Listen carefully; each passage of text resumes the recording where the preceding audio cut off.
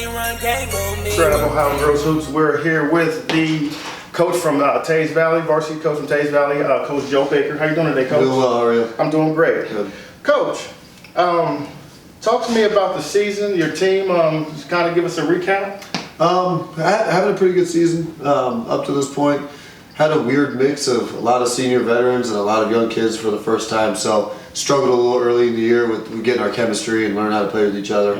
Really over Christmas break, started to bond together as a team, play together more as a team, and it's helping us sort of ride strong here at the end of the year. So probably been one of the most fun years that I've been a part of here so far. Absolutely. What was your final record for the season? We finished the season 16-6. Had a couple late losses that we could have been wins or could have been wins. We weren't playing really where we wanted to. We were able to fix that. But still a solid record. We played probably one of the toughest non-league schedules around, so we really like to challenge ourselves that way. Okay, because a lot of people, really don't know about the area as much, but they hear about Teays Valley basketball. Like, what makes Teays Valley basketball different?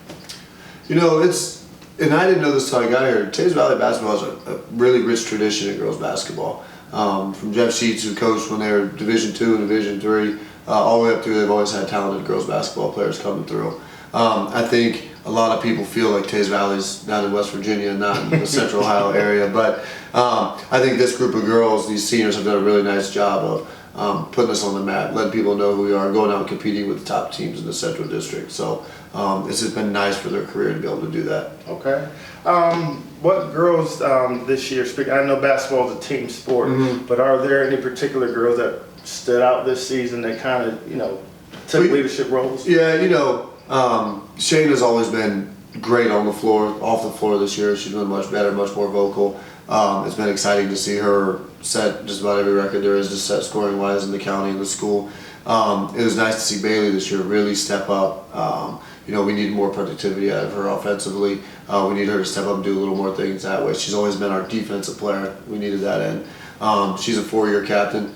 To be honest with those two on the floor, I don't say a whole lot. You know what I mean? They take care of everything. They know what's expected, and they go out and they take care of it for me. It makes it really easy for me. That must be a real luxury. It's a real luxury, and it's going to be sad to see that go because it's all I've had for the last 4 years. Nice. So nice. Okay. Last question for you, Coach.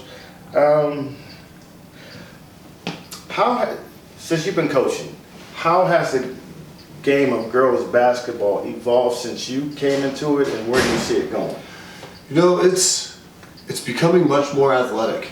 I say it all the time. The moves that the girls are making now, officials are still calling them travels because they don't think they can make them. The Euro step's about 4 years behind in girls because they still think it's a travel, but these girls they're so much more athletic. They play faster. They play more intelligent. It's not just about rolling the ball out and seeing what happens. The mental game is way better than what it was when I first started.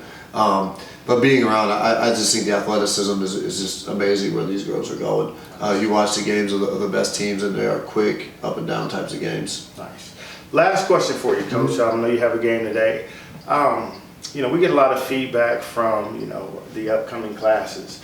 What's the biggest adjustment mentally or physically that a young lady coming into middle school, just say a talented young lady coming out of middle school into high school, what's the biggest adjustment that they have to make as players, and what is the biggest adjustment that parents should make? I think for kids, the speed of the game is completely different. If the jump from 8th grade to varsity, it's hard to do, just mentally. They may be physically able to run up and down the floor, but the game happens so much quicker that it's a lot of times just blue and white blurs running on the floor rather than seeing what's going on. And typically, your off-season expectations in high school are way greater than they are in junior high. Most junior high teams, they lace them up in October and they're done in February, and they don't touch them again until the next year. What's expected of you, how fast you're supposed to learn, and then going in and producing right away is the biggest leap for them to understand coming in as freshmen. For parents, to me, the big thing for them to understand is not every kid plays in high school, and that's just the way it is. It's competition on the floor. The best players who are playing in practice and doing what's asked of them are the ones that are going to play in games. And I think some parents are used to that where, a lot of times junior highs, if you have 10 on the team, 10 are going to play all equal minutes. And It's not that way anymore in high school. As you go up higher, that competition for spots gets greater. Awesome. Well, Coach, I appreciate your time. Good luck tonight. Thank you. Shout out to Straight Out of Ohio Girls Hoops. Basketball is my favorite sport.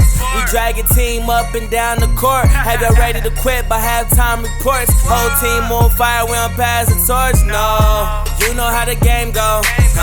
On that ball, D-Rose. Shoot them down at the free throw.